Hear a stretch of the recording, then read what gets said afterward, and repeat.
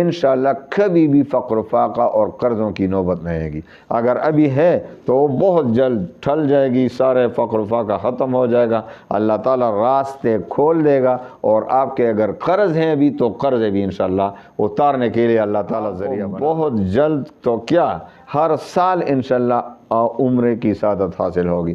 اگر حج نہیں کیا تو حج کی سعادت بھی جلد از جلد حاصل ہوگی، اور عمرے کی سعادت پہ انشاءاللہ ہر سال آپ عمرے پہ جائیں، کامیابی آخرت میں بھی کامیابی۔ دنیا میں آپ کا ہر کام انشاءاللہ بغیر آپ کے مانگے پورا ہو جائے گا۔ آپ کی جو بھی حاجات ہوں، جو بھی دینی دنیائی ضروریات ہوں، انشاءاللہ اللہ تعالیٰ اپنے خزانوں سے پورا فرمائے گا۔ عمرے بھی کریں گے، عمرے کی سعادت بھی حاصل ہوگی، حج بھی ہوگی انشاءاللہ، حج کی سعادت بھی حاصل ہوگی، اور انشاءاللہ العزیز قرضے بھی اتر جائیں گے، مالی پریشانی بھی ہمیشہ کے لیے ختم۔ بس ان 5 صورتوں کو زندگی کا معمول بنا لیں، یعنی ہر نماز کے بعد 5 نمازوں تو ویسے ہی پڑھنے، تو 5 نمازوں کے بعد آپ نے 5 صورتیں پڑھنی، یعنی ایک صورت ہر نماز کے بعد۔ سب سے پہلے صبح فجر کی نماز کے بعد آپ نے سورہ یاسین پڑھنی ہے، سارے دن کے مشکلات ختم ہو جاتے ہیں۔ سورہ یاسین کے حدیث میں بہت زیادہ تاکید آئی ہے کہ سورہ یاسین ہر سینے میں، ہر دل میں ہونا چاہیے، تو سورہ یاسین کو فجر کی نماز کے بعد پڑھنا نہ بھولیں، یہ ہمیشہ کا معمول رکھیں۔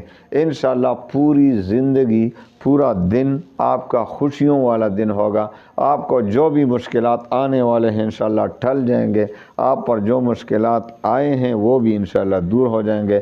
آپ کی زندگی میں جو اس دن میں جو ضروریات ہوں گی، اللہ تعالیٰ خود بخود انشاءاللہ آپ کی وہ ضروریات پورا فرمائے گا، دشمنوں سے حفاظت ہوگی۔ دیکھو جس کو دشمن کا خطرہ ہوتا ہے سورہ یاسین پڑھتا ہے تو دشمنوں کے نظر سے وہ حفاظت میں رہتا ہے۔ تو سورہ یاسین کو صبح فجر کی نماز کے بعد نہ بھولا کریں پڑھنا، تلاوت کرنا، اور سورہ یاسین کو روزانہ فجر کی نماز کے بعد کبھی بھی نہ بھولیں، ضرور پڑھا کریں، پورے دن کے حاجات پورے ہوں گے انشاءاللہ۔ دوسرے نمبر پر کون سا نماز آتا ہے؟ ظہر کی نماز۔ تو ظہر کی نماز کے بعد آپ نے پڑھنا ہے سورہ فتح۔ سورہ فتح جو 26ویں پارے کی صورت ہے، تو انشاءاللہ العزیز اس سے ایک بہت بڑا فائدہ ہونے والا ہے کہ آپ کو بہت جلد، تو کیا ہر سال انشاءاللہ عمرے کی سعادت حاصل ہوگی۔ اگر حج نہیں کیا تو حج کی سعادت بھی جلد از جلد حاصل ہوگی، اور عمرے کی سعادت پہ انشاءاللہ ہر سال آپ عمرے پہ جائیں گے انشاءاللہ۔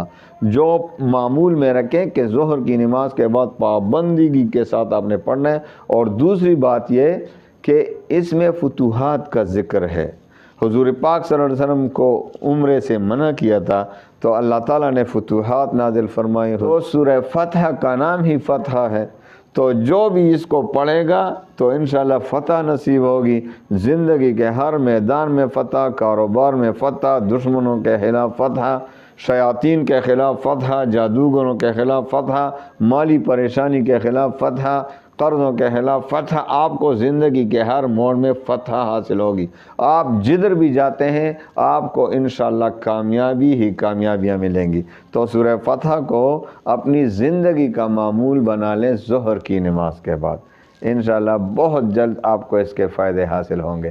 تیسرے نمبر پر جو نماز آتا ہے وہ کون سا ہے؟ عصر کی نماز۔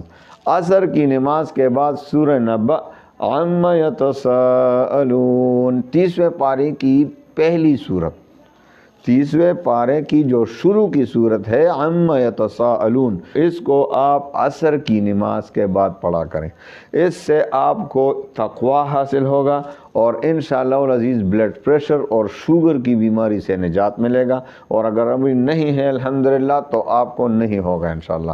اس سے حفاظت ہوگی، شوگر، بلڈ پریشر، خصوصاً بلڈ پریشر کی بیماری انشاءاللہ، اس سے آپ کو ہمیشہ کے لیے نجات ملے گی اور تقوی والی زندگی ملے گی انشاءاللہ۔ اور چوتھے نمبر پر نماز جو آتا ہے مغرب کی نماز، تو مغرب کی نماز کے بعد آپ نے سورہ واقعہ کو پڑھنا ہے۔ تو جو بھی حدیث میں آتا ہے کہ جو بھی رات کو سورہ واقعہ پڑھے گا تو اس پر کبھی فقر و فاقہ نہیں آئے گا، وہ کسی کا محتاج نہیں ہوگا، اس کو اللہ تعالیٰ سارے راستے کھول دے گا، مالی پریشانی اس کی نہیں ہوگی انشاءاللہ۔ فقر و فاقہ جو آج کل بہت بڑی ٹینشن ہے ہر جگہ، لیکن اس سے غافل ہیں ہم، تو جو اس سے غافل رہے گا تو وہ تو ٹینشن میں رہے گا، حدیث سے جو غافل رہے گا، قرآن سے جو غافل رہے گا تو اس کو ٹینشن تو ہونا ہے۔ تو میرے پیارے بھائیوں بہنوں، سورہ واقعہ کو مغرب کی نماز کے بعد معمول میں رکھیں، انشاءاللہ کبھی بھی فقر و فاقہ اور قرضوں کی نوبت نہیں آئے گی۔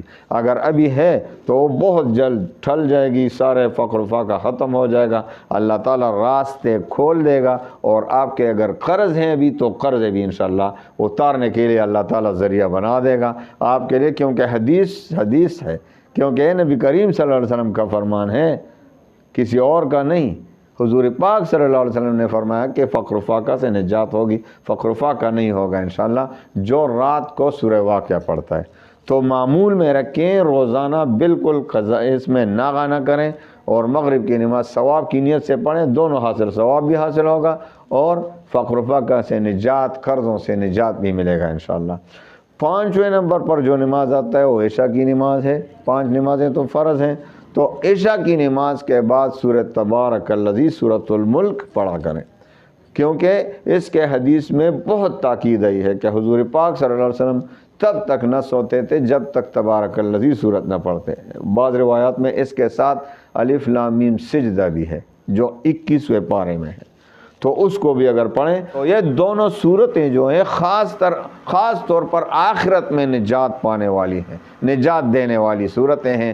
قبر کے عذاب سے بھی نجات ہوگی، آخرت کے عذاب سے بھی انشاءاللہ نجات ہوگی، جو سورت تبارک الذی اور الف لام میم جو سورۃ السجدہ ہے 21ویں پارے کی، یہ رات کو پڑھتا ہے عشاء کی نماز کے بعد، تو انشاءاللہ آخرت میں نجات حاصل ہوگی، عذابوں سے نجات حاصل ہوگی، اور اللہ تعالیٰ اس پر رحم فرمائے گا۔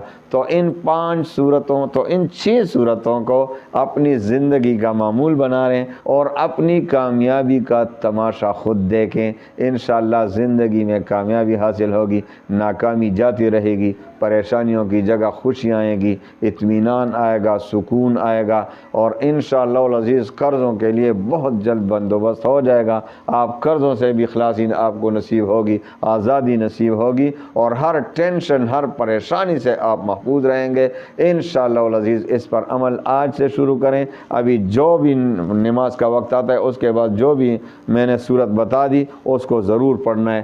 اللہ تعالیٰ تمام مسلمانوں کے غموم پریشانیوں کو خوشیوں میں بدل دے، اور اس پر اللہ تعالیٰ ہم سب کو عمل کرنے کی صحیح طریقے سے توفیق دے۔ وآخر دعوانا ان الحمد للہ رب العالمین۔